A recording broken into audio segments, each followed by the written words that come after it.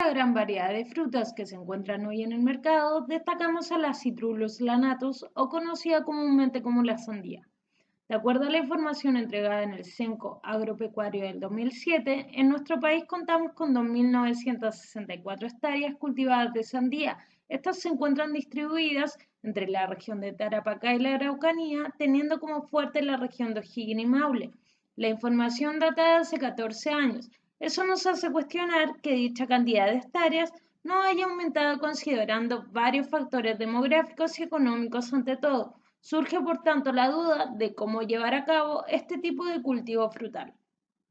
Para ello, esta presentación busca abordar desde las características en particular del cultivo, la sintomatología por exceso o deficiencia de nutrientes, requerimientos nutricionales, momento de aplicación de nitrógeno, fósforo, potasio, además de fertilizantes, esperando que a través de esta información podamos apreciar un panorama general sobre cuyo fruto.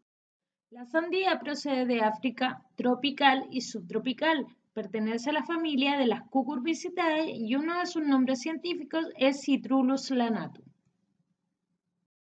Es una planta anual con sistema radicular profundo de su raíz principal, manteniendo una distribución superficial en el resto. Los tallos están recubiertos de pelos y provistos de zarcillos.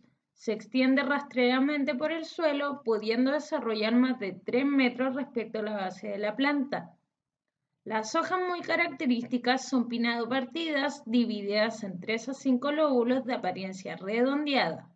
El haz es liso y de tacto suave, mientras que el embés es de aspecto áspero y con pilosidades. Es una planta monoica. Las flores solitarias surgen de las axilas de las hojas y generalmente las primeras que aparecen son las masculinas de color amarillo. Las femeninas tienen corola amarilla, ovario ínfero y son de polinización entomófila. El fruto es una baya globosa de tamaño variable. El ovario presenta placentación central con numerosos óvulos que darán origen a las semillas. Su peso oscila desde los 2 a 20 kilos y el color de la corteza puede ser variado. La pulpa también la podemos encontrar en varios colores y las semillas pueden estar ausentes o mostrar tamaños y colores variables dependiendo del cultivo. La sandía es una planta muy sensible a las bajas temperaturas. Su óptimo térmico es de 25 grados Celsius. En esta tabla se puede ver más en detalle las temperaturas adecuadas del cultivo. En los requerimientos nutricionales encontramos los macronutrientes, que se dividen en dos, que son los primarios y secundarios. Y también tenemos los micronutrientes. En los primarios encontramos el fósforo, nitrógeno y el potasio. En los secundarios encontramos el magnesio, calcio y azufre. Y por último, dentro de los micronutrientes encontramos el boro, el cobre, el hierro, el magnesio, el molibdeno y el zinc. La planta tiene 3 mecanismos de absorción de nutrientes minerales. Una de ellas es por interceptación de las raíces, después el flujo de masa y por último por difusión. La interceptación de las raíces es cuando las raíces en crecimiento entran en contacto con los nutrientes. Flujo de masa consiste en el movimiento de los nutrientes hasta la superficie de las raíces. Y por último, la difusión. Esta se produce sin movimiento de agua, cuando la concentración de un nutriente en la superficie de las raíces es menor que la solución acuosa del suelo. Este mecanismo es el predominante en suelos naturales, en el caso del fósforo y el potasio.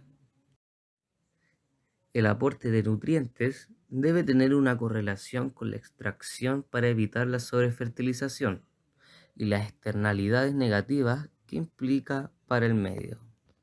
En esta tabla se informa sobre la extracción de nutrientes por parte del cultivo de sandías. En vista y considerando la información previamente entregada por mis compañeros, me focalizaré en los fertilizantes más utilizados en el cultivo de sandías y de qué forma podemos aplicarlos en los estados fenológicos.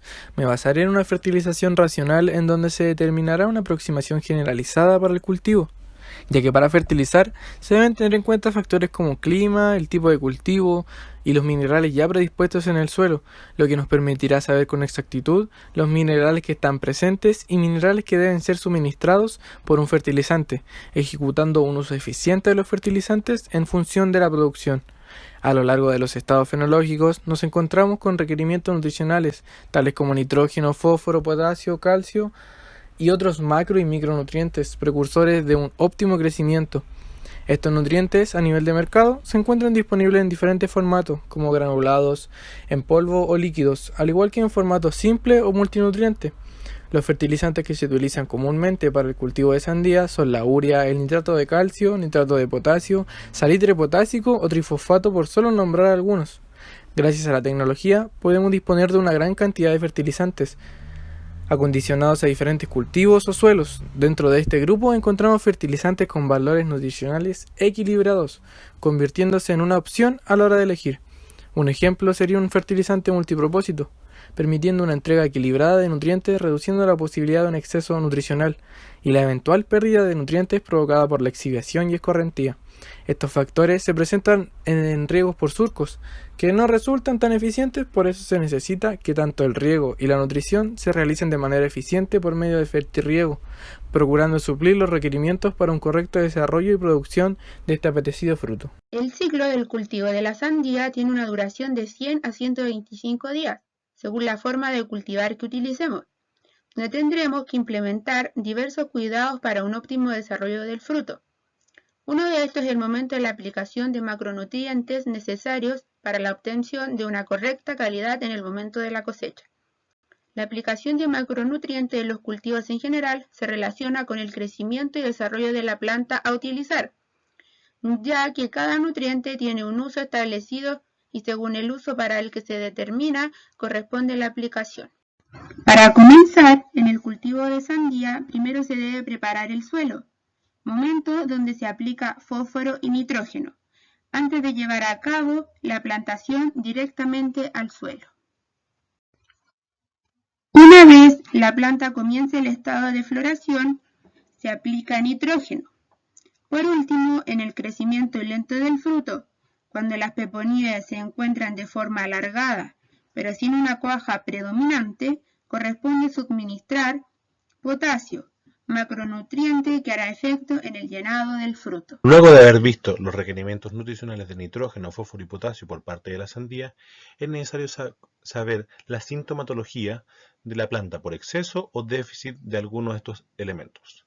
El primero de ellos es el nitrógeno, que en caso de tener deficiencias va a presentar una clorosis en las hojas más viejas que irá migrando paulatinamente a las hojas más nuevas, como se puede apreciar en las imágenes. Ahora bien, para el caso de exceso, encontramos que este se ve presente en los tres estadios de crecimiento de la planta. En el caso vegetativo, va a haber una sobreproducción foliar. Para el caso floral, puede verse interrumpido el crecimiento de los botones o la necrosis de los mismos. Y para el caso frutal, puede haber una falta de sabor o coloración en el mismo. En segunda instancia, tenemos al fósforo, el cual presentará como deficiencia una reducción en el crecimiento, tanto frutal como foliar, alcanzando un máximo de un 45%. En el caso de una reducción foliar, va a disminuir drásticamente el área foliar y por ende la captación de luz y la producción de clorofila. Por otro lado, encontramos que, encontrándose bajos índices de fósforo y altos índices de nitrógeno, la producción de la planta disminuiría hasta en un 70%. Finalmente, el potasio puede presentar como deficiencia una clorosis que migra desde las hojas más viejas hasta las más nuevas. Ahora bien, de mantenerse la deficiencia de este elemento, vamos a encontrar que existe una necrosis de estas mismas hojas. Por otro lado, el potasio es fundamental para la maduración de la fruta.